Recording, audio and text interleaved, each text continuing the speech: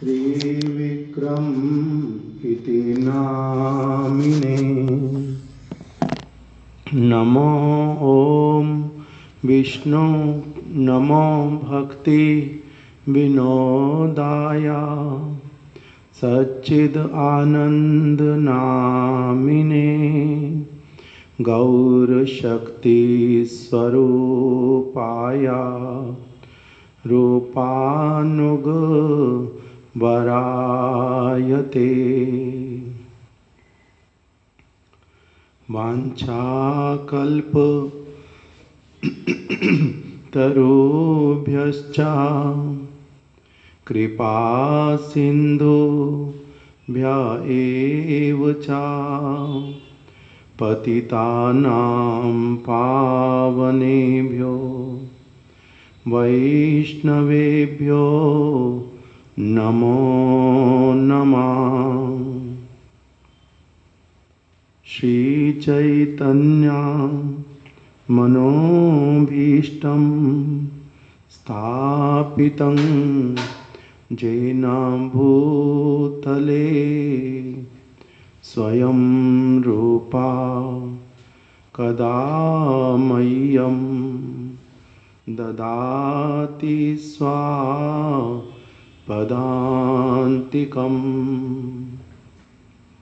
श्री कृष्ण चैतन्य प्रभु नित्यानंद श्री अद्वैत गदाधर श्रीवासदि गौर भक्त वृंद। हरे कृष्णा कृष्णा कृष्णा हरे हरे हरे राम राम राम हरे हरे।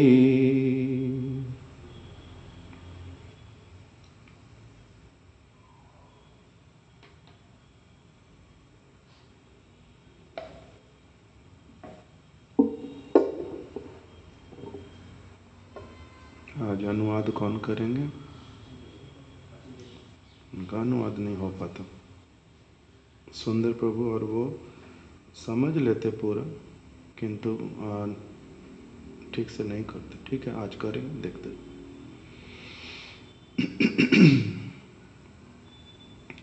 श्री श्री भागवत पत्रिका वर्ष 18 संख्या 1 से 9।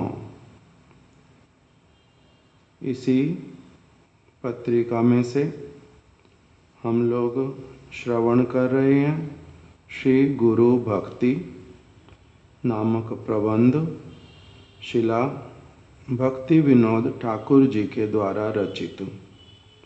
और साथ में ही हम लोग श्रवण कर रहे हैं श्री गुरु पादाश्रय शिला भक्ति वेदांत त्रिविक्रम गोस्वामी महाराज जी के द्वारा कथित वाणी। कल हम लोगों ने श्रवण किया था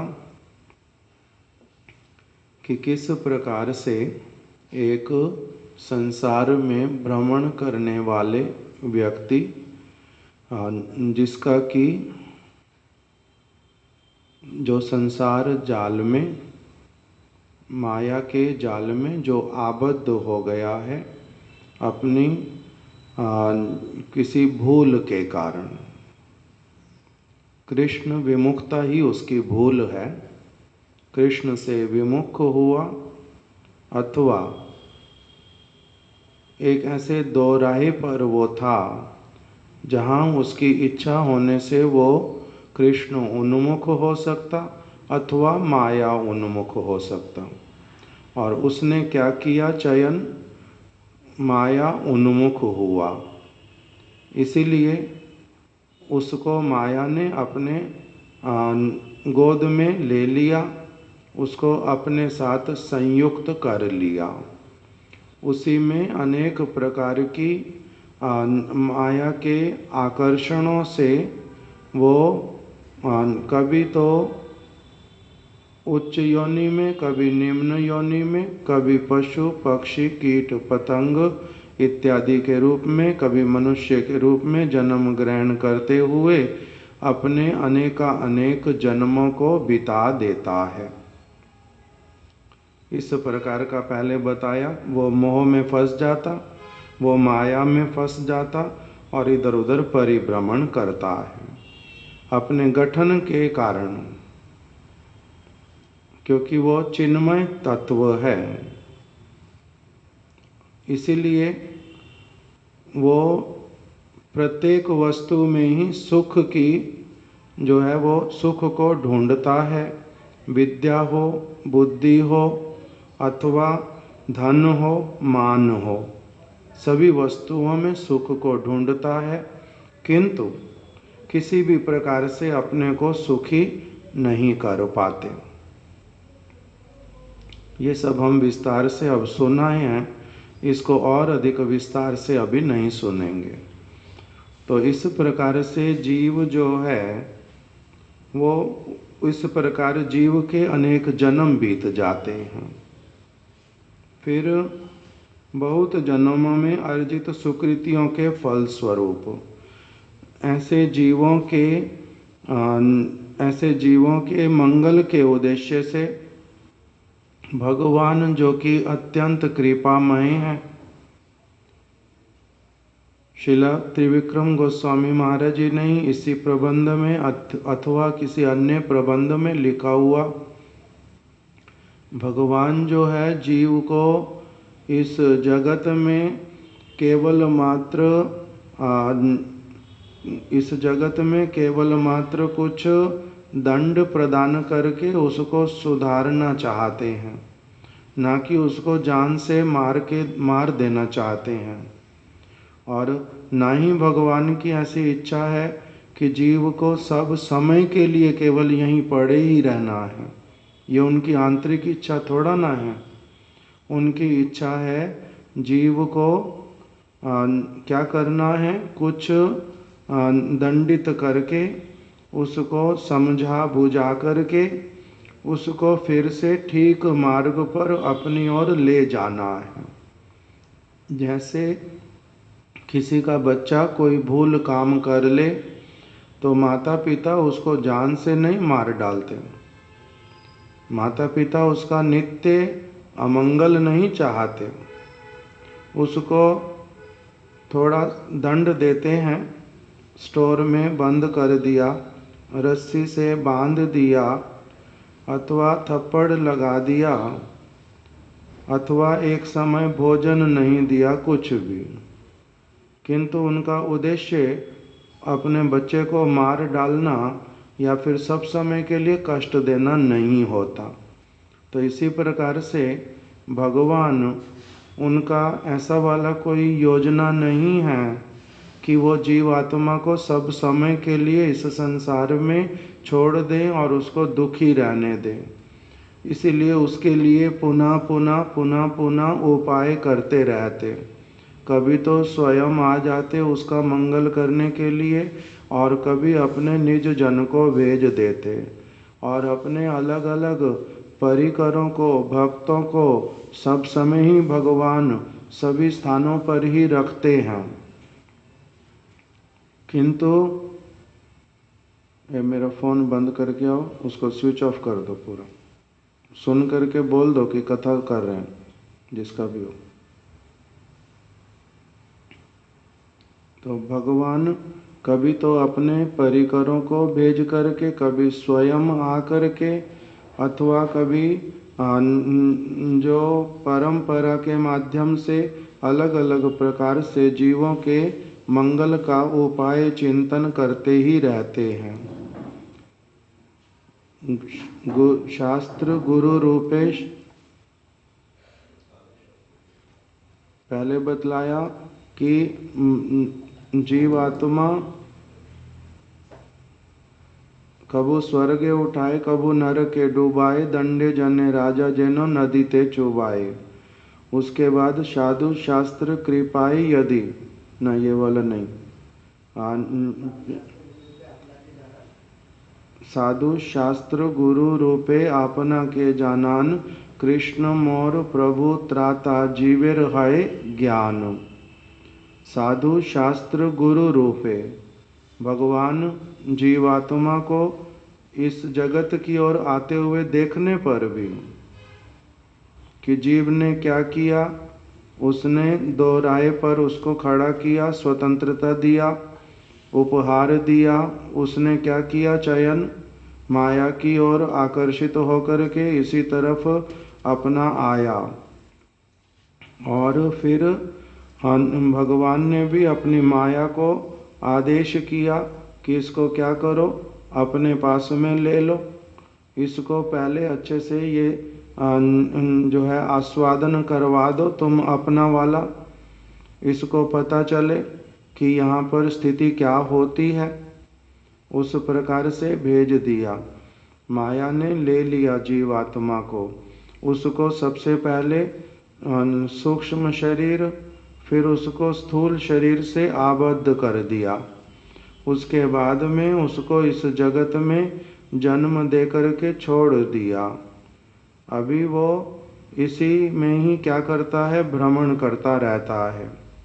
जन्म लिया, बड़ा हुआ, कितने मीठे सुख, कितने कड़वे दुख, अंततः फिर इस सुख दुख में पढ़ते पढ़ते सिर्फ मृत्यु को वर्ण, यहाँ वाला सारा कुछ यहीं रह गया। अब फिर से आगे बढ़ो, फिर से अपने अच्छे और बुरे कर्मों का फल भोगो, क्योंकि भगवान का तो तुमने भजन नहीं किया जो निर्गुण वस्तु, तुम्हारा अभी पहले क्या हुआ, दंड भोगना प्रारंभ हुआ। तो अभी यही दंड कितना कितना समय बीत जाता, हमारे अनुसार बहुत जन्म बीत गए। किंतु दूसरी तरफ ऐसा ही समझो जैसे किसी माता पिता ने एक बच्चे को, किसी को आधे घंटे के लिए, किसी को 10 घंटे के लिए अपने से अलग कर दिया, कमरे में बंद कर दिया। रात को बंद किया, सुबह खोला।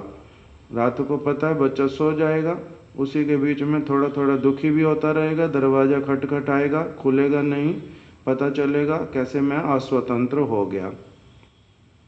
उसी के बाद में फिर अपने आप से भगवान, क्योंकि बच्चे को सब समय के लिए दंडित नहीं करना है, इसीलिए भगवान क्या करेंगे, स्वयं आ जाते और अथवा अपने परिकरों को भेज देते। वहीं पर बताया, गुरु साधु शास्त्र गुरु रूपे आप नारे जानान। भगवान क्या करते हैं, जगत के वासियों के पास में आ जाते, उनको जगतवासी भगवान के रूप में पहचान पाए, देख पाए, ना देख पाए वो अलग, किंतु सबके पास में भगवान नहीं पहुँचते। भगवान अंतर्यामी के रूप में होने पर भी सब लोग उनको समझ नहीं पाते। अंतर्यामी के रूप में, परमात्मा के रूप में भगवान सब समय भीतर में हैं पड़े, उनको बोलते हैं चैत्य गुरु अथवा अंतर्यामी अथवा परमात्मा। वो सब समय हमारे साथ में होने पर भी हम लोग उन अनुभव के साथ में ही देखते हैं कि एक बच्चा अपने जन्म से लेकर के 6 महीने, 8 महीने, 10 महीने उसके भीतर में परमात्मा हैं पड़े, चैत्य गुरु हैं पड़े। वो चैत्य गुरु का जो उसका प्रकाश वो कितना दिखलाई देता उसके जीवन में, बहुत थोड़ा सा। उसको जब भूख लगी रोने के लिए उसको प्रेरणा कौन देता है, बच्चा छोटा बोल सकता नहीं, उसको दूध पीना, नहीं तो पेट में दर्द है, नहीं तो चींटी काट रही है, तो वो अपनी बात को कैसे किसी के पास पहुंचाए, उसको रोना पड़ेगा। ये वाला जो उसको प्रेरणा ये कौन देता है, अंतर्यामी। किंतु उससे अधिक उसके भीतर में अंतर्यामी है, उसका दर्शन हम लोगों को और अधिक नहीं होता। बच्चा बड़ा हुआ, 1 साल का हुआ, 2 साल का हुआ, माता पिता कुछ सिखाते हैं, बोलते रहते हैं, वो उसको पकड़ पाता है कैसे पकड़ पाता है? क्योंकि उसके भीतर में चैत्य गुरु अंतर्यामी बैठे हुए हैं, वही उसके आत्मा वाला जो ज्ञान को संग्रह करने का वृत्ति वो वाला उसको दे देते हैं। इसलिए वो किसी की बात को सुन भी पाता है, समझ पाता है, पकड़ पाता है, फिर उसको धीरे धीरे बोलना भी सीख पाता है। अगर भीतर में अंतर्यामी ना हो, चैत्य गुरु ना हो, वो कोई बात ले ही नहीं पाएगा। चैत्य गुरु अगर उसको बुद्धि को काम ना करवाना चाहे तो बुद्धि काम करेगी नहीं, तो उसमें बहुत कम बुद्धि का विकास हो। अभी जब बड़े भी होते गए, विद्यालय में गए, विद्या अध्ययन कर लिया, बहुत सारी चीज़ें सीख लेते हैं, बतला भी देते, सारा कुछ कर लेते, किंतु जब चैत्य गुरु भीतर से बोलते हैं शुद्ध वस्तु को, तब उसको भी कितने लोग सुन पाते। जैसे अगर मैं चोरी करने के लिए गया तो छिपा कर के चोरी क्यों करता हूँ? 20 साल का बच्चा, 20 साल का कोई बच्चा चोरी करने के लिए गया, 15 साल का बच्चा चोरी करने के लिए गया, फिर वो छिपा कर के चोरी क्यों करता है? चोरी छिपा कर के क्यों करता है? क्योंकि उसको पता है मैं गलत काम कर रहा हूँ, कोई देखेगा, मेरे को पकड़ लेगा, मेरे को डांट पड़ेगी, नाम बदनाम होएगा, मार पड़ सकती, यही तो।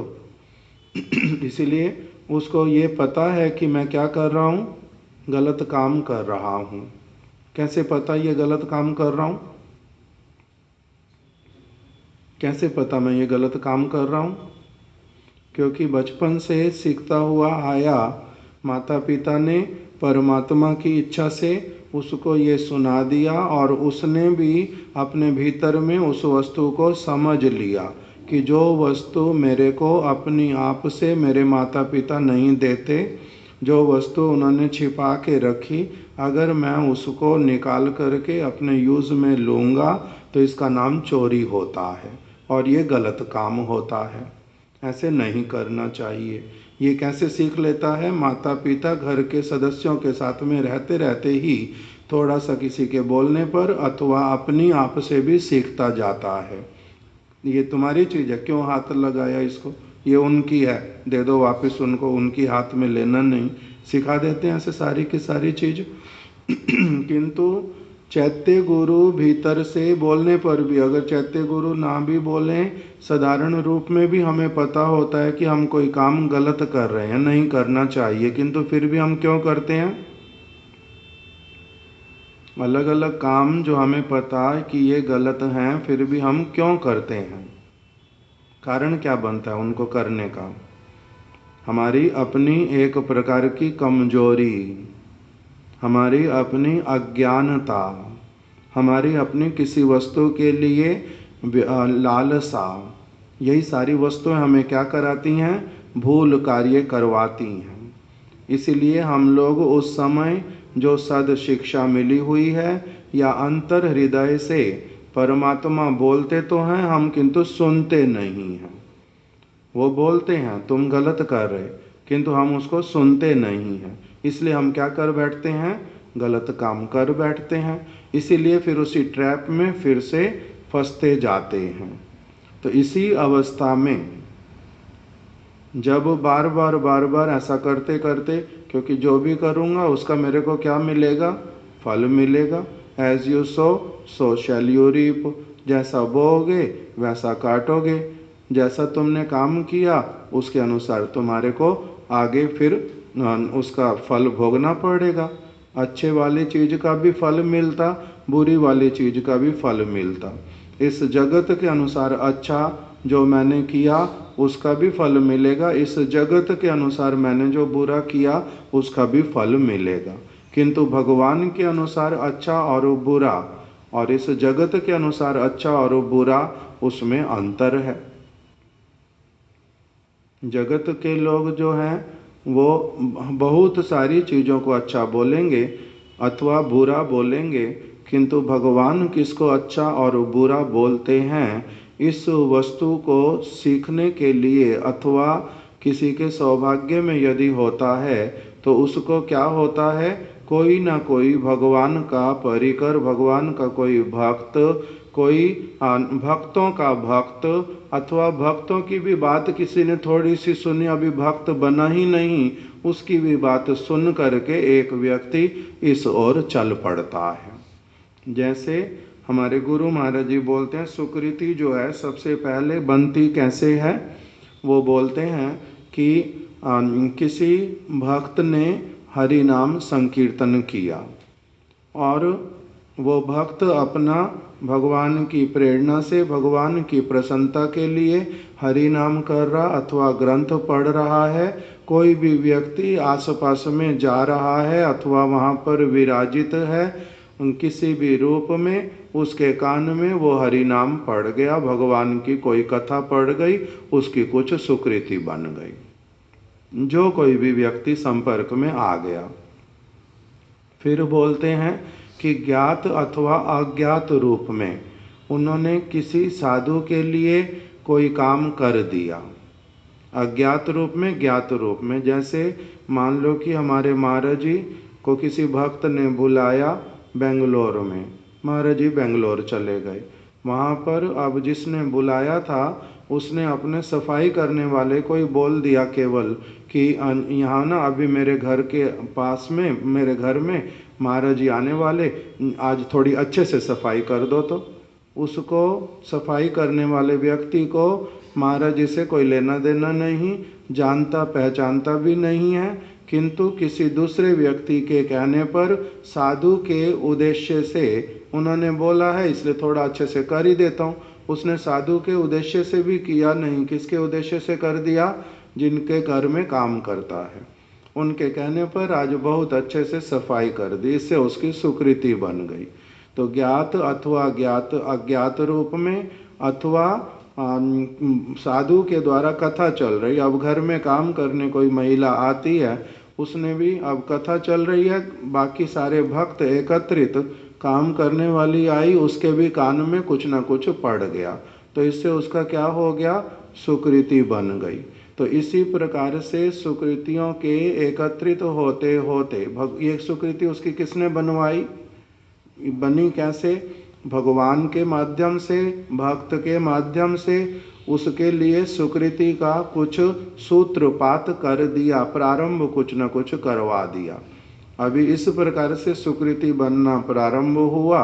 वही सुकृतियाँ जब पूंजीभूत होती हैं, कुछ मात्रा में, कुछ अच्छी मात्रा में एकत्रित हो जाती हैं, तब एक व्यक्ति को फिर क्या होता है, भगवान की इच्छा से अब उसको अच्छे ऐसे साधु का संग मिल जाता है, जिनका संग करने से उसमें फिर क्या होता है, भगवान के विषय में भगवद विषयणी श्रद्धा, भगवान के विषय में श्रद्धा ही उत्पन्न हो जाती है।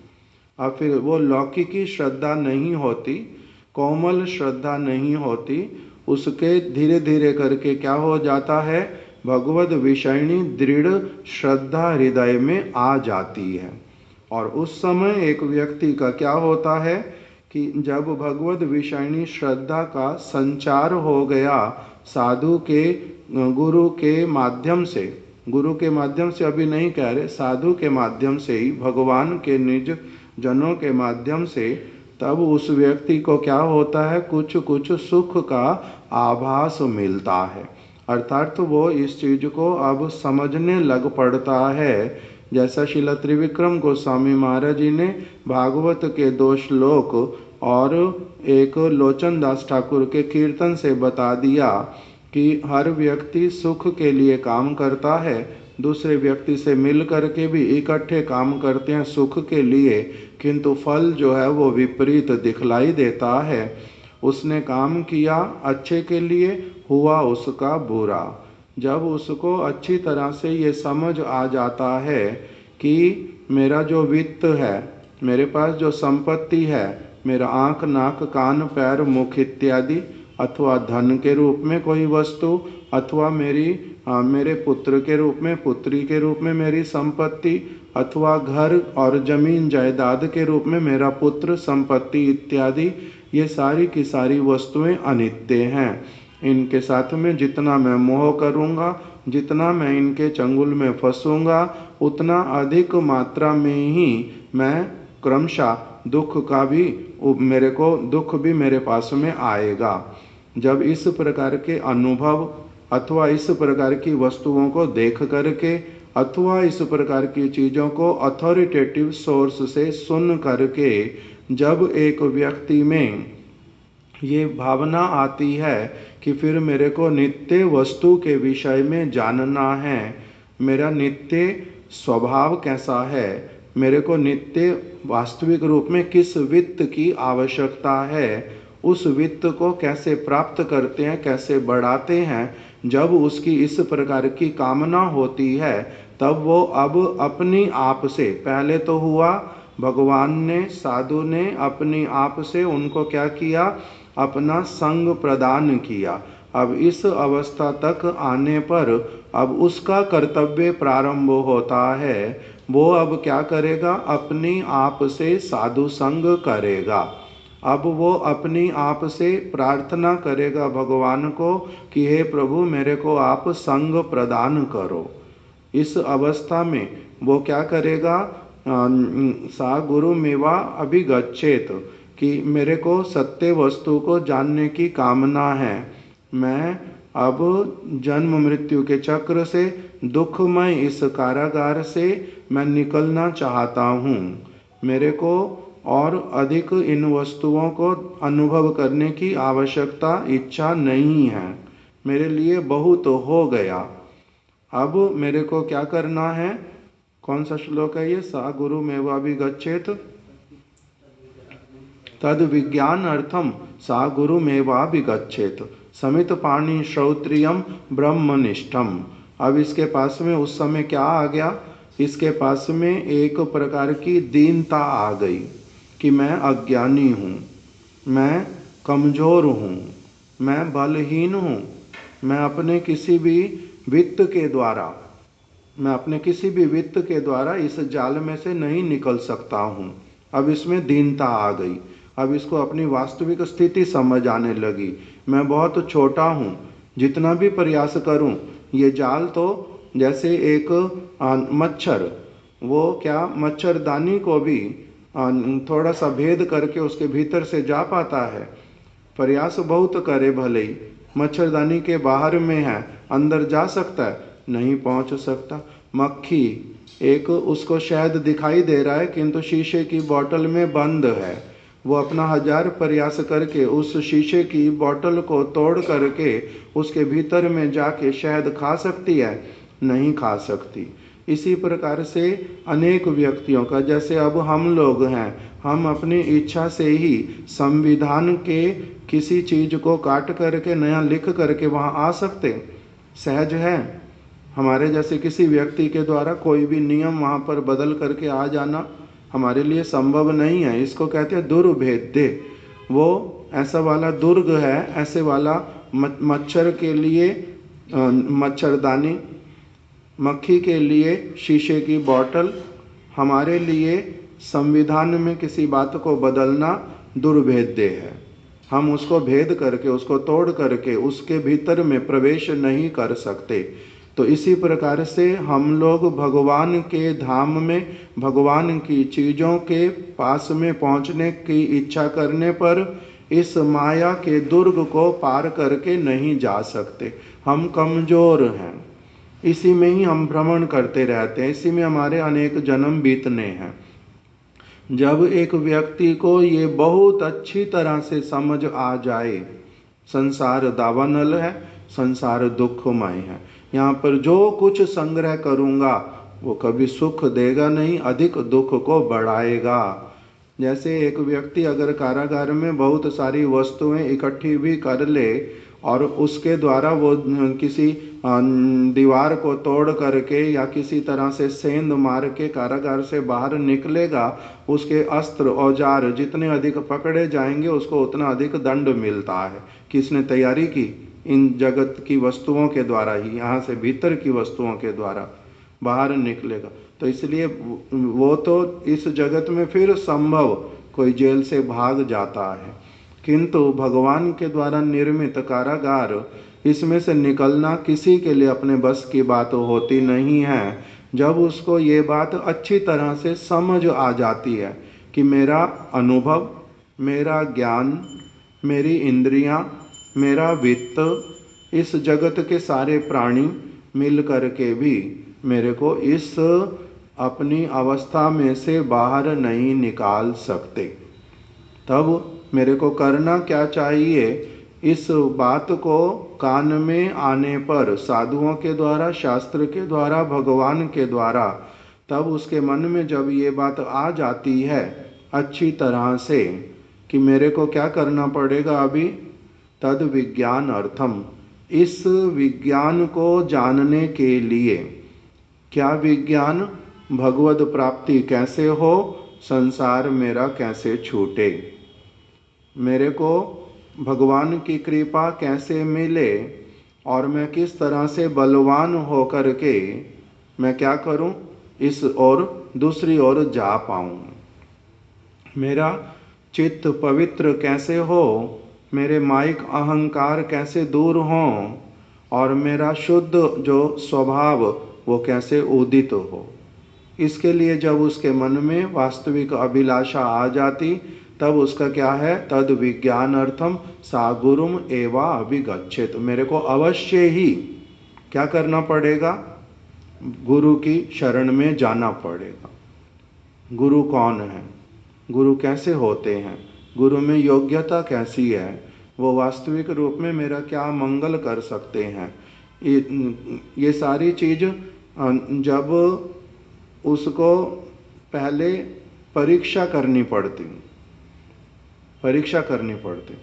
उसमें बताया, हमारे गुरु महाराज अपने प्रबंध में बतला रहे हैं कि यदि कोई महत् पुरुष अपने आप से जीवन में उदित नहीं होता, इस प्रकार का स्तर आ जाने पर भी अगर कोई महाभागवत भक्त कैसा वाला, जो जगत के विषयों से संपूर्ण रूप में अनासक्त है, जो दिन से लेकर के रात तक, अगले दिन से लेकर के रात तक सब समय के लिए भगवद अनुशीलन में जो रत है, जो नाम विग्रह स्वरूप, तीन एक रूप, जो भगवान के नाम को, भगवान के विग्रह को, भगवान के स्वरूप को अभिन्न मानता है, जिसका इस प्रकार का जो कृष्ण तत्व वेदता है, कृष्ण के तत्व को भली प्रकार से जानता है, मेरे हृदय में मेरे को उस वस्तु को प्रदान करता है, मेरे सारे संशयों का जो छेदन कर सकता है, जिनका आचरण आदर्श परम पवित्र है, ऐसे गुरुपाद पद्म की मेरे को शरण लेनी है। यदि जीवन में ऐसा कोई व्यक्ति अपने आप से कृपा करके दिखलाई देता है, तब तो उनका शरण लेना पड़ता, नहीं तो उनकी शरण लेने के लिए ऐसे गुरु के लिए प्रतीक्षा करनी पड़ती, उनके लिए सतर्क होना पड़ता, उनको देखना पड़ता जो मुझे कहाँ पर प्राप्त होंगे, अथवा कौन मेरे को ऐसे वाले, कौन विश्वसनीय व्यक्ति मेरे को ऐसे सदगुरु के साथ में मिला दे। तब फिर एक व्यक्ति क्या करता है, उनकी शरण ग्रहण करता है। वो एक अलग विषय बतलाया फिर, श्रोत्रियम ब्रह्मनिष्ठम, वो कैसे होंगे, श्रोत्रिय होंगे, ब्रह्मनिष्ठ होंगे, उनकी शरण लेगा। श्रोत्रिय मतलब श्रुति शास्त्र में निपुण, अर्थात उनका वेद, भगवान की जो वाणी अपौरुष है, भगवान के निश्वास से निकली हुई, और उन्हीं वेदों का ही भली प्रकार से सुंदर अर्थ करने वाले, स्पष्ट रूप में वेद की बात को समझाने वाले उपनिषद और पुराण, और फिर उन्हीं का ही वेद का ही परिपक्व जो फल, महाभारत, श्रीमद् भागवतम परिपक्व फल, बहुत पका हुआ स्वादनीय फल, अथवा महाभारत इत्यादि, जो ये सारे प्रमाणिक ग्रंथ हैं। हमारे गुरु महाराज जी ने अपने प्रबंध में ये लिख करके रखा, श्री मध्वाचार्य जी के लेखनी में से, कि वास्तविक रूप में हम लोग शास्त्र किसको मानते हैं। उसमें नाम आया वेद, महाभारत, वाल्मीकि रामायण, मूल रामायण, उसमें शब्द आया श्रीमद् भागवत, महाभारत, ये सारे जो हैं ये हैं वास्तविक पवित्र शास्त्र, जिनको इन सारे शास्त्रों का, जिन्होंने गुरु पाद पद्म से, गुरु परंपरा से, जीवंत साधुओं से अच्छी तरह से इन सारे शास्त्रों की शिक्षा को, उसके सार को जिन्होंने धारण किया है, उनको कहते हैं श्रोत्रिय। अर्थात वो जितनी सारी डिटेल भगवान का भजन करने की, अथवा एक व्यक्ति के जो सारे संशय आते उनको दूर करने की पूर्ण रूप में जिनमें क्या है, इस प्रकार का सामर्थ्य, निपुणता, योग्यता है, उनको कहते हैं श्रोत्रियम। और दूसरा फिर कहा वहाँ पर वो गुरु पाद पद्म होंगे ब्रह्मनिष्ठम, ब्रह्म के प्रति निष्ठ। ब्रह्म मतलब भगवान, वेद में जहाँ जहाँ ब्रह्म शब्द आया उसका नाम है भगवान, उसका अर्थ है भगवान। ब्रह्मनिष्ठम, ब्रह्मनिष्ठम मतलब भगवान के प्रति निष्ठावान, निष्ठ, उसमें उनका अनुभव है, उनके साथ में वो योग युक्त हैं, उनकी लीलाओं में प्रविष्ट हैं, अथवा गुरुदेव कहते थे कम से कम उनका भगवान की वाणियों में, भगवान के द्वारा जो ये कथित समस्त वाणियाँ, इसमें उनकी निश्चला भक्ति है, दृढ़ विश्वास है कि जो उसमें लिखा वो परम सत्य है। ये हो गया ब्रह्मनिष्ठम। तो इसलिए क्या कह दिया, तद विज्ञान अर्थम, इस विज्ञान को जानने के लिए कि भगवत धाम मेरे को कैसे मिले, भगवान से मेरा प्रेम कैसे हो, भगवान के प्रति मेरा अग्रसर होना कैसे हो, संसार मेरा कैसे छूटे, इस विज्ञान को, जन्म मृत्यु के चक्र से छूट जाऊं, इस विज्ञान को भली प्रकार से जानने के लिए तद विज्ञान अर्थम सा गुरुम एवा विगच्छेत, अवश्य ही किसकी शरण में जाओ, गुरु पाद पद्म की।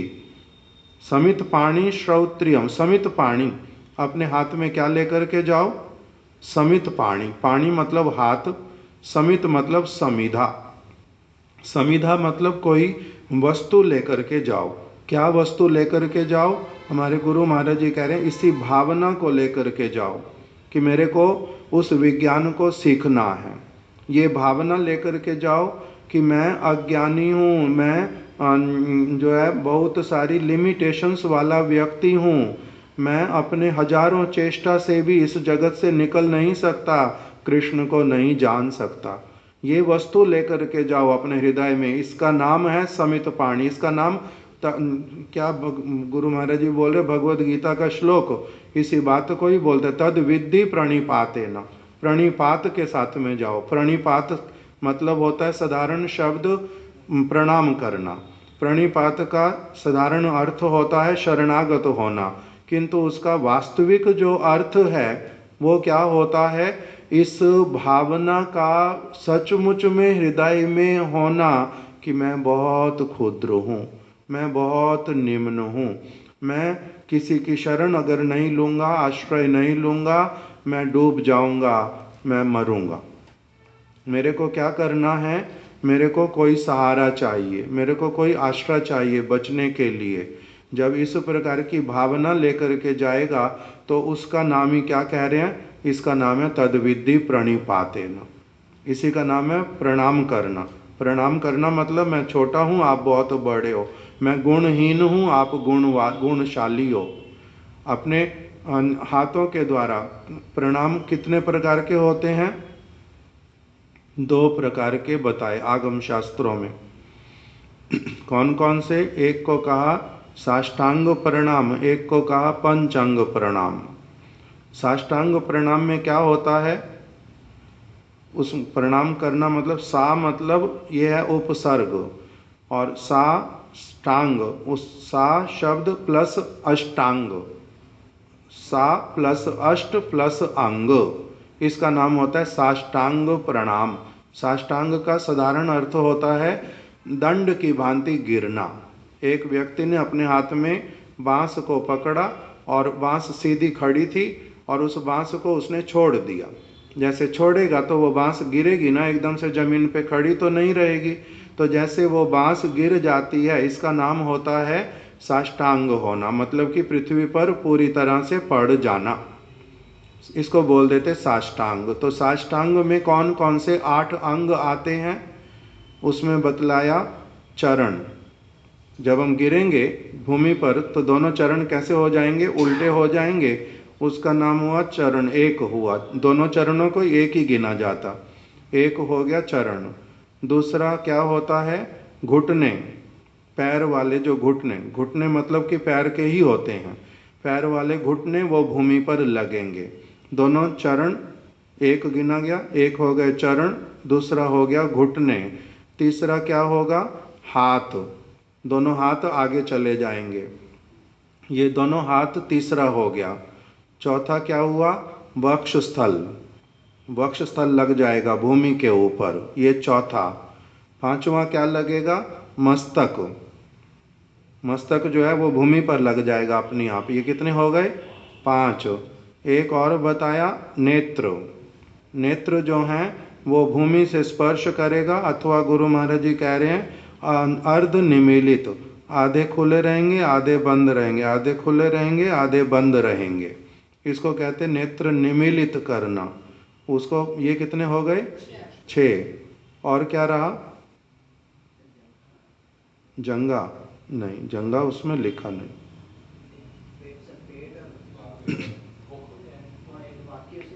एक वाक्य उसमें भी आएगा और पंच में भी आएगा। वाक्य मुख से मंत्र बोलेगा, उनकी महिमा बोलेगा कुछ ना कुछ। तो कल ठीक से मैं निकाल करके बता दूंगा पंचांग में कौन कौन से होते, अष्टांग में कौन कौन से होते। उसमें हाथ से क्या कर रहा हूँ, केवल जमीन पे डाल देना, तो गुरु महाराज जी कह रहे हैं सिर्फ ऐसे जमीन पे गिर गए और मंत्र भी बोल दिया और उठ करके खड़े हो गए, कोई भावना नहीं है, तो उसका नाम भी फिर वास्तविक रूप में प्रणाम नहीं होता, उसमें भावना होती है। आँखों के द्वारा क्या करूँगा, मैं अपने हाथों के द्वारा क्या कर रहा हूँ, मैं अपने मन के द्वारा क्या कर रहा हूँ। हाथों के द्वारा जिनको भी प्रणाम कर रहा हूँ उनके दोनों चरणों को मैंने पकड़ लिया, उसके द्वारा दोनों चरणों को उनके पकड़ करके ये मेरे हाथ के द्वारा प्रणाम हुआ। अपने मस्तक को मैंने उनके चरण पे सचमुच में पूरा स्पर्श करा दिया, मैं अपने नेत्रों से उन चरणों को देख रहा हूँ और अपने वाणी के द्वारा मैं बोल रहा हूँ कि मेरे को कृपा करके स्वीकार करो। इस प्रकार से उसको कहते हैं प्रणाम। तो इसका नाम है तद विधि प्रणिपाते ना, जो इस भावना के साथ में प्रणाम करने से क्या होता है, इसका अर्थ है कि आप कुछ लेकर के गए हैं, आपके पास में यदि ये भावना नहीं है, ये वाला अनुभव नहीं है, तब फिर आप के हाथ में कुछ है ही नहीं, आप खाली हाथ प्रणाम कर रहे। तो इसलिए उसके लिए गुरु महाराज जी ने शब्द दिया कि वो है दंड बैठक की भांति केवल शारीरिक व्यायाम। जैसे लोग बोलते भी हैं बहुत सारे, कोई कोई प्रणाम करता है बार बार बार बार, तो उनको कहो इतनी बार क्यों करते हो, इतने बार बार क्यों पढ़, तो इससे पेट ही थोड़ा हमारा कम होएगा, इससे हमारा एक्सरसाइज ही होने दो प्रभु जी, कोई बात नहीं। तो ये सचमुच में फिर वो क्या हो जाता है, दंड बैठक।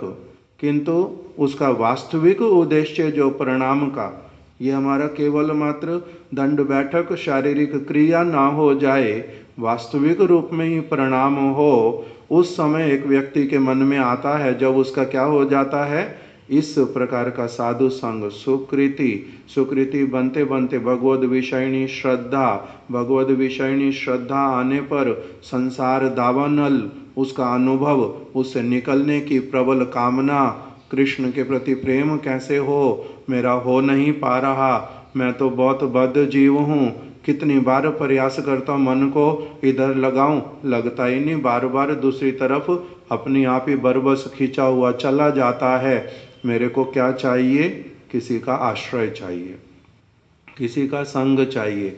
अपनी क्षुद्रता को अनुभव कर करके वो क्या करता है फिर, सा गुरु मेवा विगच्छेत, मेरे को गुरु के पास रहना है। समित पाणी, मेरे को अपने हाथ में समिधा इकट्ठी करनी है यही समिधा भी कौन देगा फिर? मैं अपनी आप से समिधा इकट्ठी नहीं कर सकता। समिधा भी भगवान ही कृपा करके साधु के माध्यम से मेरे पास में पहुंचा देते हैं। तो इसलिए हर वस्तु में कर्तृत्व किसका है? उन्हीं का ही। हम लोग कर्ता नहीं है। हम लोग क्या है? कर्म अथवा करण। हम लोग कर्ता नहीं है, कर्ता है भगवान। हम कर्ता किसी चीज के नहीं है। जगत वाली वस्तुओं के कर्ता भी हम नहीं है वास्तविक रूप में। इसलिए कर्ता अहंकार विमूढ़ आत्मा कर्ता अहम इति मन्यते। अहंकार विमूढ़ आत्मा जो होता है वो बोलता है मैं कौन हूँ? मैं करता हूँ, किंतु करता हम नहीं है। समित पाणी क्या लेकर के जाएंगे हाथ में? इसलिए बोलते हैं ना, तेरा तुझको अर्पण, क्या लागे मेरा। मेरे पास है क्या? मेरा लगता मेरी चीज है कौन सी जिसको कहूँ जो ये मेरी है? मेरी कुछ है ही नहीं। तो इसीलिए समित पानी, जो हाथ में समित, जो समिधा भी लेकर के जाऊंगा, वो भी वास्तविक रूप में किसके द्वारा प्रदान की गई है? उन्हीं के द्वारा ही। गंगा जल से गंगा की पूजा। गंगा जल को लेते हैं अपने हाथ में, स्नान करने के लिए उसमें उतरे, उसी में क्या करते हैं? उसी के जल को अपने हाथ में लेते और फिर किसको देते हैं? गंगा को ही देते हैं। गंगा जल से गंगा की पूजा, इसी का नाम समित पाणी। समित पाणी श्रोत्रियम ब्रह्मनिष्ठम। तो इस प्रकार के गुरुपाद पद्म के पास में जाकर के क्या करते हैं? अपने आप को समर्पित करते हैं, प्रणाम करते हैं। तब उसी के लिए फिर बताया वही, तब फिर क्या होता है? तद विद्धि प्रणिपाते न परिप्रश्ने न सेवया। सेवा की भावना लेकर के जाता है कि वो मेरे को इतनी श्रेष्ठ वस्तु देंगे तो मैं उसके बदले में वास्तविक रूप में तो कुछ दे नहीं पाऊंगा, कुछ होएगा नहीं। मेरे को साधु ने, शास्त्र ने यही सिखा दिया है कि तुम्हारे पास में उस वस्तु को के बदले में, उसके विनिमय में तुम्हारे पास देने के लिए चाहे जितनी भी समित पानी होकर के तुम चले जाओ, तब भी तुम्हारे पास ऐसा कुछ नहीं है जो उस वस्तु को लेकर के उसके बदले में तुम उनको कुछ दे दोगे। ऐसे वाला नहीं है, कुछ भी कुछ नहीं दे सकते। वो वस्तु अमूल्य है। वो वस्तु, उसका मोल नहीं लगाया जा सकता कि मैंने तो 10 साल इनकी सेवा कर दी, मैंने तो इनको इतनी सारी चीज़ें दे दी, मैंने इनके लिए कहने पर ये कर दिया तो अब हिसाब बराबर हो गया। तो कहते नहीं हो सकता। जैसे इस जगत के माता पिता का, जिन्होंने जन्म दिया, दूध पिलाया, बड़ा किया, कहते हैं उनके भी हम ऋण से कभी उऋण नहीं हो सकते, भले जितनी सेवा कर दो। उन्होंने केवल जन्म दिया और थोड़ा सा दूध पिलाया, थोड़ा बड़ा कर दिया। आप बड़े हो गए, आपने उनको 100 गाड़ियां खरीद के दे दी, 20 घर खरीद के दे दिए, बहुत सारा ज्वेलरी दे दिया, किंतु उसकी तुलना भी उस दूध के साथ में नहीं हो सकती। क्यों? क्योंकि उस दूध के पिलाने में जो भावनाएं सारी मिली पड़ी थी, वो सोने से, गाड़ियों से, चांदी से, जमीन जायदाद से उसका विनिमय नहीं किया जा सकता। भले ही वो बहुत निर्धन थे, कुछ भी नहीं था उनके पास में, आपने उनको बहुत कुछ दे दिया, तब भी आप उनके उस ऋण से उऋण नहीं हो सकते। तो जिस प्रकार से वो वस्तु भावना जो ग्रहण दी जाती है, उसका जिस प्रकार का मूल्य, उसी प्रकार से गुरुपाद पद्म एक व्यक्ति को आश्रय दे करके जिस वस्तु को दे देते हैं, उस वस्तु, वो वस्तु है अमूल्य। उस वस्तु के साथ में किसी भी और वस्तु की तुलना नहीं की जा सकती, उसके बदले में कुछ नहीं दिया जा सकता। किंतु तब भी भावना लेकर के क्या रहती है? कह रहे हैं कि इस भावना को, कृतज्ञता वाली भावना को सब समय लेकर के ही चलना। कृतज्ञता निश्चय ही सब समय के लिए रहेगी। इसलिए तद विद्धि प्रणिपाते न परिप्रश्ने न सेवया। आप उनसे क्या करेंगे? उनके पास जाकर के सेवा करेंगे, सेवा की भावना लेकर के जाएंगे। मैं उनकी सेवा करूंगा, मैं उनकी बात मानूंगा, उनके अनुसार चलूंगा। जो जो सारे उसमें बहुत सारी बातें लिखी, 108 उसमें नाम दिए कि हरि नाम दीक्षा से पहले गुरु पाद पद्म अपने शिष्य को पुनः पुनः, एक बार दो बार चार बार भी नहीं, पुनः पुनः पुनः पुनः उसको 108 बातें सिखाएंगे, समझाएंगे, और वो जब उसको मानने के लिए प्रस्तुत होगा तब उसको हरि नाम देंगे, दीक्षा देंगे कि मैं ये करूँगा। 108 बातें भी लिख करके रखी सारी, वो फिर कभी हम लोग इस प्रबंध के होने पर उन सारी चीज़ों को पढ़ेंगे। तो उसमें फिर उसको बोलते हैं कि सेवा की प्रवृत्ति उसमें जागृत करा करके बात मानेगा, इस प्रकार का चरित्र गठन करेगा, सारा कुछ उसको बता करके वो सेवा वाली भावना को उसकी पूरी इकट्ठी उदित करा करके तब उसके लिए दीक्षा देनी प्रारंभ करेगा। तद फिर से वही भूल जाता हूँ, तद विद्धि प्रणिपाते न परिप्रश्न न, उसको प्रस्तुत करेंगे कि तुम्हारे को जब भी कोई तुम्हारे मन में प्रश्न होगा तुम साथ साथ में प्रश्न पूछोगे, उसमें कोई परेशानी नहीं है। मैं तो अपनी तरफ से सिखा दूंगा चीज़ को, मेरे को लगा मैंने सिखा दिया, तुमने सीख भी लिया, किंतु अगर तुम्हारा कहीं पर कुछ संशय होगा तो तुम अवश्य ही पूछोगे, उसमें संकोच नहीं करोगे, उसमें भय नहीं करोगे। ऐसी कोई भी बात नहीं होती गुरु के साथ में जो मैं डिस्कस नहीं कर सकता। परिप्रश्नेन सेवया उपदेक्ष्यन्ति ते ज्ञानम, तब वास्तविक रूप में गुरु के हृदय का संपत्ति जो है वो पूर्ण रूप में तुम्हारे को प्राप्त होगा, नहीं तो नहीं होगा। इसलिए भगवद गीता में बता दिया, संशय आत्मा विनश्यति, जिसका संशय रहता है और फिर भी वो वार्तालाप करता नहीं, संशय रहने पर अपने मन में उसको बड़ा करता किंतु पूछता नहीं है, इसलिए उसका फिर क्या हो जाता है, उसको पूरी तरह से वो वास्तविक संपत्ति प्राप्त नहीं हो पाती। इसलिए बीच में क्लॉज रख दिया, परिप्रश्नेन सेवया, परिप्रश्न करने का सब समय तुम्हारा अधिकार है।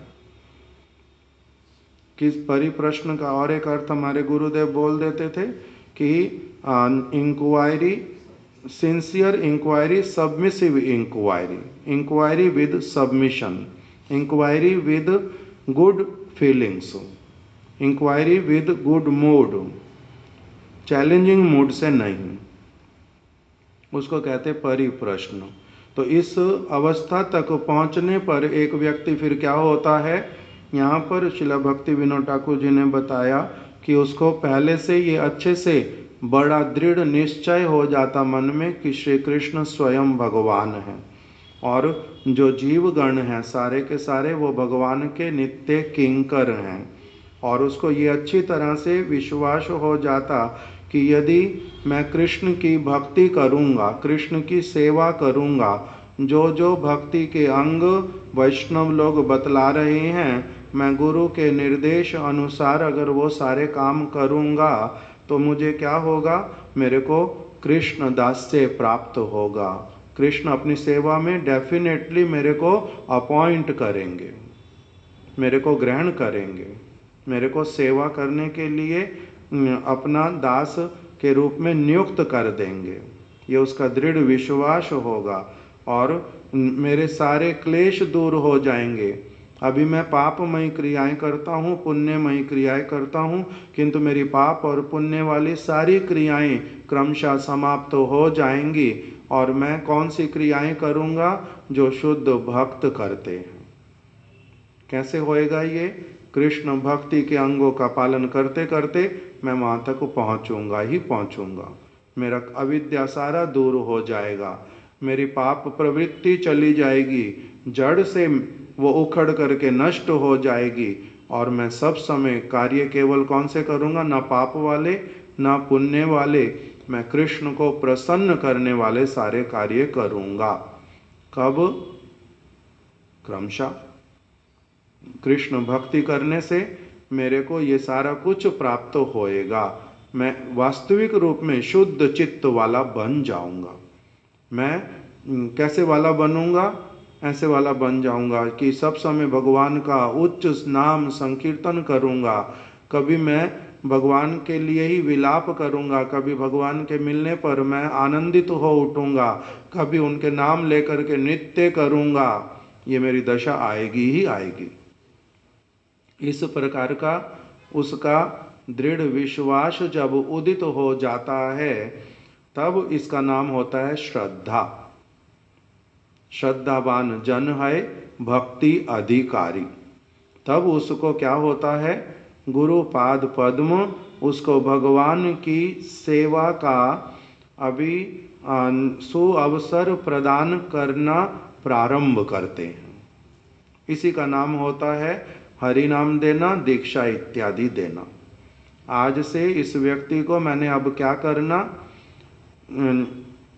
उसमें श्लोक बता दिया कि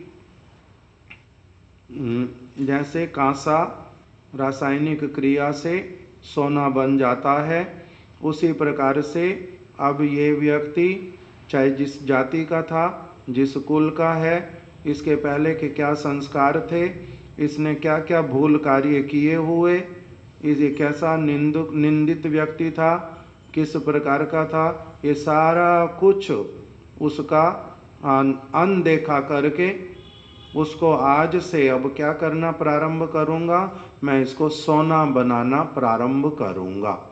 उसके प्रति रासायनिक क्रिया प्रारंभ करते हैं। रासायनिक क्रिया तो कांसे को सोना बनाने के लिए, और एक पापमय अविद्याग्रस्त बहुत प्रकार के अनर्थों वाला व्यक्ति, बहुत प्रकार की पता नहीं क्या क्या क्या क्या करके आया हुआ, किसी ने मांस खाया हुआ, किसी ने मदिरा पिया हुआ, किसी ने व्यभिचार किया हुआ, किसी ने हत्या की हुई, किसी ने कुछ किया हुआ, किसी ने कुछ किया हुआ, जो कुछ भी कोई क्यों नहीं किया, सारी चीज़ों को उसकी एक तरफ रख करके आज से इसके लिए क्या करूँगा, अब इसको भगवान की सेवा का सुयोग देना प्रारंभ करूँगा।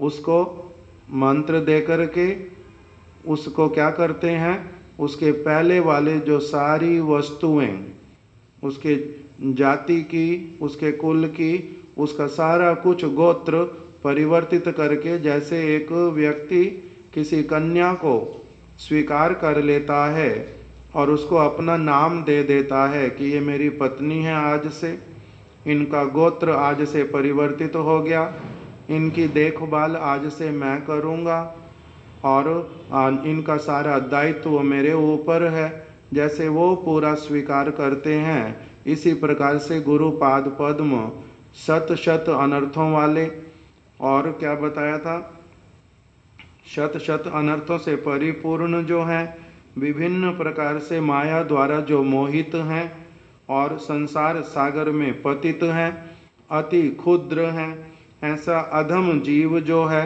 तब भी आज मैं इसको क्या करता हूँ, अपने चरणों में स्थान देता हूँ, मैं इसको अपनाता हूँ।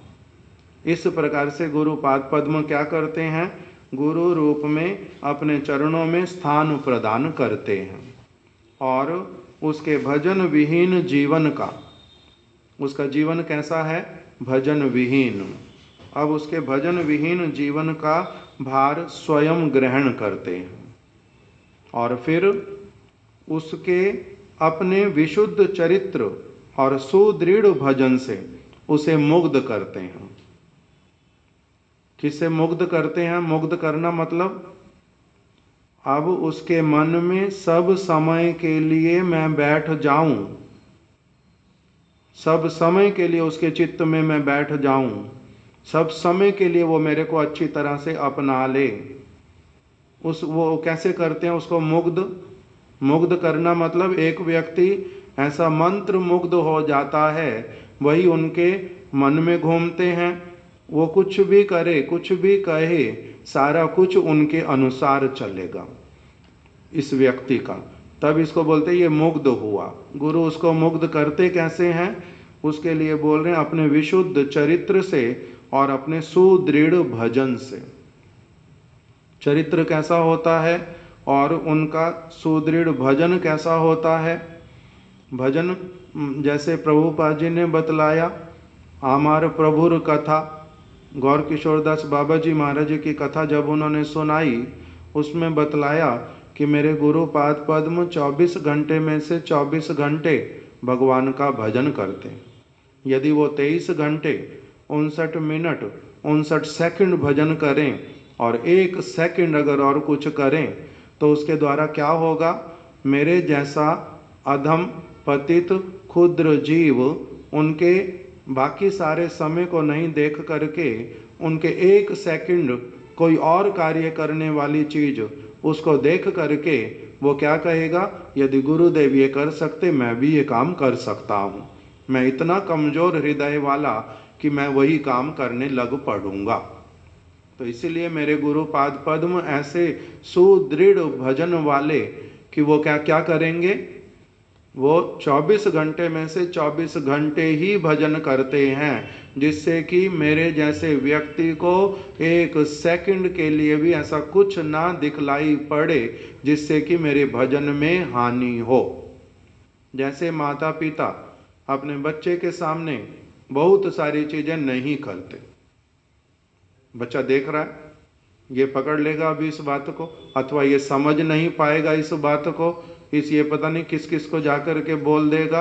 अलग अलग प्रकार की बातें माता पिता मन में सोच करके उसके सामने, हमारे पिताजी को हमने कभी नहीं देखा जीवन में कि उन्होंने हमारी माता जी को स्पर्श भी किया हो हमारे सामने किसी भी तरह से, पवित्र वाला भी कि उनको हाथ पकड़ करके इधर से उधर ले जा रहे हो कि चल इधर चल मेरे साथ, ऐसा भी कभी नहीं देखा। किस लिए ऐसा नहीं करते, हमारे सामने कभी भी हमने देखा ही नहीं इकट्ठे बिस्तर पे बैठे भी हों, कभी नहीं देखा। किस लिए ऐसा करते हैं, पिताजी को कभी पैसे रखते हुए, कहाँ पैसे रखते हैं कहाँ से निकालते हैं वो दिखाई दिया नहीं आज तक कभी भी, जब तक घर पे रहे। किस लिए ऐसा करते हैं कि बच्चे बिगड़ ना जाएं, बच्चों को ये चीज नहीं दिखाते होते, करते हैं तो ये सारी चीजें नहीं करते। तो ये अब ये तो हो गया जगत वाली वस्तु का। इसी प्रकार से गुरु पाद पद्म उनके लिए बहुत सारे ऐसे उदाहरण, हमारे एक गुरु वर्ग हुए जिनका नाम है शिला भक्ति विलास भारती गोस्वामी महाराज, मायापुर में गोपीनाथ गौड़िया मठ के पास में उनका आश्रम, घाट से बिल्कुल आते हुए पहले पहले श्री रूपानुग भजन आश्रम, उनका एक ग्रंथ मैंने पढ़ा था। उस ग्रंथ में उन्होंने गुरु तत्व के विषय में सबसे पहले लिख करके रखा कि जो अनाधिकारी शिष्य उसके लिए गुरु को 24 घंटे में से 24 घंटे ही पूरा आदर्शमय भजन जीवन दिखलाना पड़ता। गुरु को सब समय जो है बहुत सारी क्रियाएं बाहर से करने की आवश्यकता नहीं पड़ती, किंतु तब भी अयोग्य व्यक्तियों के लिए वो सारा कुछ बाहर से भी पूर्ण रूप में करके दिखलाते हैं।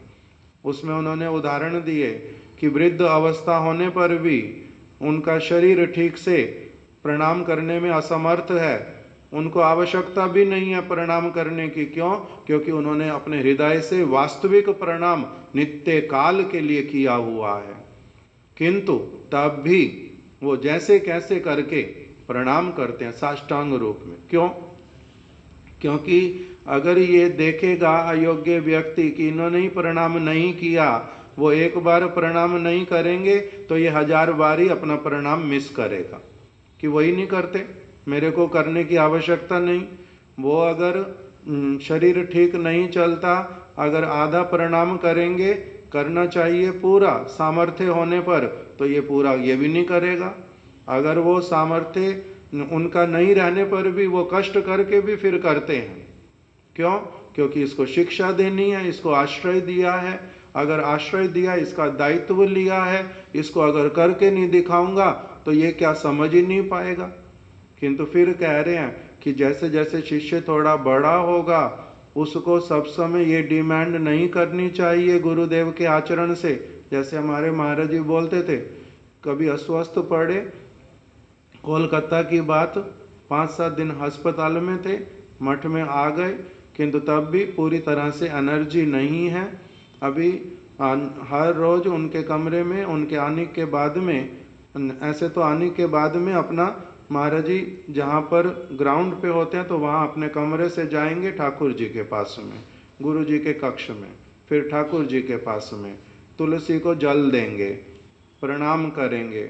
उनके लिए तो डॉक्टर ने बिल्कुल निषेध कर दिया था, इसलिए हाथ जोड़ करके ही प्रणाम करते थे। प्रणाम करेंगे, परिक्रमा करेंगे, चरणामृत लेकर के आएंगे, तब अपने कमरे में आके कुछ प्रसाद पाएंगे। इस प्रकार से नियम करते थे। तो अभी प्रणाम करने नीचे कलकत्ता में चौथी मंजिल न तीसरी मंजिल पे रहते थे, पर नीचे जा नहीं सकते, मंदिर में लिफ्ट से भी नहीं जा सकते हैं। तो उस समय अपनी आप से भक्तों के मन में आता है कि इनकी तुलसी जो है, अब 2 दिन 3 दिन हो गए, थोड़ा थोड़ा कमरे में इधर उधर चल रहे हैं, तो इनको तुलसी ला के दे दें। इनका महाराज जी का 4 दिन से ठाकुर जी का दर्शन हुआ नहीं, तुलसी की परिक्रमा हुई नहीं, तो बार बार बोलते हैं तुलसी का पौधा ला दें, तुलसी का पौधा ला दें, तो ला दो। तो महाराज जी को तुलसी का पौधा उन्होंने बोला, लेने के लिए चले गए। महाराज जी पीछे से मेरे को बोलते हैं जी कितना स्थूल बुद्धि, इनके हिसाब से अगर तुलसी रखी नहीं होगी, परिक्रमा नहीं करूँगा तो परिक्रमा होएगी ही नहीं। किंतु हमारी परिक्रमा होती है, उसके बिना हम रहते ही नहीं हैं, ये इनको कैसे समझाऊं। हम लोग, क्योंकि हम लोग बड़े निम्न स्तर के, तो इसलिए हम लोगों का स्थिति बिल्कुल अलग। किसी एक भक्त ने बोला गुरुदेव के समय में भी, महाराज जी के समय में भी, कि कितने दिन से बीमार हैं। अच्छा 8 दिन हो गए। अच्छा 8 दिन का माला तो इनका फिर हुआ नहीं। इनका भी देखो, इन्होंने संकल्प जो लिया हुआ नित्य प्रति माला करूँगा ही करूँगा, माला होता ही नहीं। अब इनका माला छूट गया 8 दिन का। इनका देखो कैसे। तो हम लोग ठीक ठीक रूप में चीज़ों को नहीं समझ पाते, इसलिए प्रारंभिक अवस्था में, इसलिए एक जगह पर बताया कि जब एक व्यक्ति गुरु धारण करेगा, ये भी हरि भक्ति विलास में श्लोक बताया कि उसका गुरु युवा अवस्था में होना चाहिए। युवा अवस्था वाला गुरु हो तभी धारण करना। क्यों? क्योंकि युवा अवस्था वाला गुरु सारा कुछ कर पाएगा, तुम्हें सारा कुछ दिखलाई देगा। वृद्ध अवस्था वाला गुरु अगर तुमने पहले पहले कर लिया, तुम्हारे को अभी तो अधिकार हुआ नहीं देखने का कि वो सिद्ध महापुरुष हैं, उनका यहाँ बैठे बैठे सारा कुछ हो जाता है, तुम्हारा देखने का अधिकार नहीं, तो तुम क्या करोगे? पग पग पर भूल करोगे, गुरु अवज्ञा करोगे, गुरु के प्रति अनादर आएगा। यही समझ में आएगा कि ये कौन है? मरते पुरुष हैं, मेरे जैसे हैं, इनको भी औषधि खानी पड़ती, कराना पड़ता, उठ नहीं पा रहे हैं, ये नहीं करते वो नहीं करते, यही आएगा। किंतु वो गुरु जो है आत्म तत्व में प्रतिष्ठित हैं, वो तो ना तुम्हारा आ जाएगा, वो तुम्हारा नहीं आएगा। इसीलिए जब गुरु अस्वस्थ होते, हमारे महाराज जी ने एक गुरुदेव की ऑफरिंग लिखी थी, उसमें लिख दिया जब गुरुदेव अस्वस्थ हैं, उनके निकट में कनिष्ठ व्यक्ति को अपनी आप ही नहीं जाना चाहिए। जैसे जब कोई बीमार होता है तो बोलते हैं ना, बच्चों को पास में मत ले जाओ। क्यों नहीं ले जाओ बच्चों को पास में? छोटे बच्चों को बीमार व्यक्ति के पास में ले जाना क्यों मना होता है? मेरी सिस्टर को एक समय टीवी हुआ, टीवी मतलब ट्यूबरक्लोसिस, टीवी हो गया। उसके बच्चे छोटे, लड़की शायद 3-4 साल की, लड़का 1 साल का। तो पता चला अभी टीवी हो गया है, तो उनको अब मना कर दिया कि बच्चों को बिल्कुल पास में नहीं लाना। अब वो परेशान होती है, बच्चे भी परेशान होते हैं, बच्चे बार बार माँ के पास जाना चाहते, नहीं जा सकते। क्यों? क्योंकि तो टीवी हो गया इसको, बच्चों को जाना मना क्यों है? बड़े घूम रहे हैं आसपास में, बड़े सारी चीज़ें इकट्ठे कर रहे हैं, क्योंकि बड़ों को कंटेजियस डिजीज होने पर भी बड़ों को उसका खतरा नहीं है, छोटे को उसका खतरा है। छोटा क्या करेगा? बहुत जल्दी वो, क्योंकि वो अभी कोमल है, छोटे बच्चे को बहुत जल्दी जो कीटाणु हैं, जीवाणु हैं, वो पकड़ लेंगे, उसको भी परेशानी होएगी। तो इसलिए छोटे बच्चे को माँ के टीवी होने पर उनके निकट जाना मना, किंतु बड़े बच्चों को मना नहीं है, बड़े बच्चों को मना नहीं है। इसी प्रकार से गुरु के अस्वस्थ होने पर, गुरु के वृद्ध होने पर, गुरु के किसी की जगत की कोई भी चीज़ उनकी दिखाई देने पर, उसके पास में कनिष्ठ छोटे जो भक्त, उनको जाना भी मना, उनके निकट जाते नहीं तो क्या होगा? इनको बीमारी पकड़ेगी। कौन सी बीमारी पकड़ेगी? इनको बीमारी पकड़ेगी अवज्ञा वाली, अवहेलना वाली, मरते बुद्धि वाली। ये गुरु मेरे जैसे हैं, ये गुरु, इनको भी कष्ट आता है, इसका मतलब इनके भी पाप कर्म है पिछले जन्मों के। अच्छा, इनको भी इतना असुविधा होती है, ये सारा कुछ आएगा। जो सारा कुछ आना ही नहीं चाहिए गुरु के विषय में कभी भी, मन के भीतर में भी, क्योंकि गुरु वो वस्तु ही नहीं है। गुरु है आत्म तत्व में प्रतिष्ठित, वो आत्मा के साथ में इतना अधिक प्रगाढ़ रूप में संयुक्त हैं कि ये सारा कुछ तो उनका केवल बाहरी रूप में केवल घर अथवा कार की तरह यूज करते हैं, उनका अलग है वो वस्तु, किंतु देखने वाला समझ नहीं पाएगा। इसलिए हमारे महाराज जी ने लिख दिया कि जब गुरु अस्वस्थ लीला करेंगे कनिष्ठ व्यक्ति का उसके जाना, निकट जाना निषेध है, शास्त्रों में लिखा हुआ। शास्त्र कहते हैं जैसे नहीं जान, किंतु हमारे जैसा व्यक्ति जड़बद्ध, तब भी हमारी क्या अवस्था होती है? हमारे को जो मना करेगा गुरु के दर्शन नहीं करवा सकते तुम्हारे को, उसको थप्पड़ लगाऊंगा, साला हम गुरु जी के शिष्य हैं, हमारे को गुरु जी के दर्शन नहीं कराएगा। गुरुदेव अस्वस्थ हैं इसलिए तुम्हारे को नहीं जाना चाहिए। अस्वस्थ है तो क्या हुआ, सारे दर्शन करेंगे, मेरी भी बड़ी इच्छा होती है मेरे को उनके दर्शन करने हैं, क्यों नहीं कराओगे दर्शन? दर्शन कराओ। ये सारा कुछ भी देखा गुरुदेव के समय में भी, गुरु महाराज जी के समय में भी, महाराज जी के समय में भी। हम खुद ही उसी अवस्था में थे, पहले अनर्थग्रस्त हैं, किंतु बार बार इमोशन है, सेंटिमेंट है कि मेरे को जाना ही जाना, मेरे को क्यों नहीं रहने देना, मैंने देखना है, मेरे गुरु जी हैं, ये जो नहीं जाने देगा ये महादुष्ट व्यक्ति है। तो हमारे को अलग तरह का समझ आता है। क्यों? क्योंकि हमारे इमोशन अलग है, हमारी स्थिति अलग है। किंतु मेरी मरते बुद्धि अभी गई नहीं है, ये वाली बात समझ कब आने लगती है, और मेरी वास्तविक दृढ़ अटल अचल श्रद्धा उत्पन्न हो गई है गुरुपाद पद्म के प्रति, वो स्थिति मेरी अभी कब आई है, आएगी पता ही नहीं है। तो इसीलिए जो ऐसे वाला व्यक्ति, उसका कितना प्रकार का असुविधा है, इसीलिए बोल दिया शत शत प्रकार के क्या लेकर के चलता है वो व्यक्ति? अनर्थ। शत शत अनर्थों से परिपूर्ण है, विभिन्न प्रकार से माया द्वारा मोहित है। गुरु ही कह रहे हैं, हमारे गुरुदेव ने गोवर्धन में बार बार हम लोगों को कहा मेरा पर्दा बंद कर दो, अंदर किसी को मत आने देना। जो अंदर लोग रहते हैं बार बार उनको बोलते हैं, और उसके साक्षी बहुत लोग, ब्रजनाथ प्रभु, माधव महाराज, सिद्धांति महाराज, मैं, संजय, विदेशी जो प्रभु हमारे मधुव्रत प्रभु, सुंदर गोपाल विदेशी व्यक्ति इंग्लैंड का, कोस्टारिका का, वो और जो जो सेवक थे, मैं तो नाम अभी एकदम से मन में नहीं आ रहे, सबको बार बार यही बोलते थे ये खबरदार किसी को बाहर से आने दिया, दरवाजा बंद करो, लाइट भी बंद कर दो, बाहर से ना देख पाए हमारे को, पर्दे भी बंद कर दो। कुछ कुछ लोग बालकोनी से कूद के आ जाते, गुरुदेव ने देख लिया कि बालकोनी खुली खिड़की से दर्शन कर रहा है, पर्दे बंद कर दो, लाइट भी बंद कर दो। कम से कम 5 दिन ना 6 दिन लाइट सारा 24 घंटे बंद करके केवल मात्र टॉर्च लाइट से, फोन वाली, उसी से ही दवाई निकालना, उसी से देना, उसी से सारे काम करने पड़े। क्यों? बार बार बोलते हैं बंद करो बंद करो बंद करो, किसी को नहीं दर्शन कराने, किसी को नहीं देखने आने देना। किंतु बाहर वाले लोग, उनके अपने सेंटिमेंट हैं, उसमें बड़े से लेकर के छोटे तक सारे लोग ही हैं, उनकी अपनी भावना है। अब जो बीच में व्यक्ति फंसे हुए, उनका क्या कर्तव्य है? अंदर से मना है, बाहर वाले व्यक्ति बहुत प्रेशराइज करते कि दर्शन कराओ, तुम लोग पॉलिटिक्स कर रहे हो, तुम लोग जानबूझ करके दर्शन नहीं कराते, तुम लोग बड़े बन गए, अब तुम शिष्य बन गए, हम बड़े नहीं हैं, अब तुम हमारे सामने मठ में आए, 15-20 साल हम तुम्हारे से पुराने हैं, तुम हमारे को बोलोगे कि गुरुजी क्या कह रहे क्या नहीं कह रहे, हमें अंदर बात करने दो।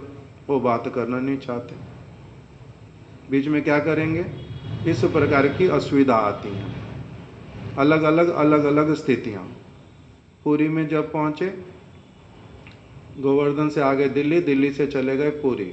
जब पुरी पहुंच गए तब गुरुदेव ने एक दिन मेरे को बुला करके कहा, उस समय मैं सेवा में था नहीं, संजय बुलाने आया, मैं गया, मेरे को देख करके बोलते हैं जो देखो भाई, मेरा इस तरह से बहुत दिन तक रहना ठीक नहीं।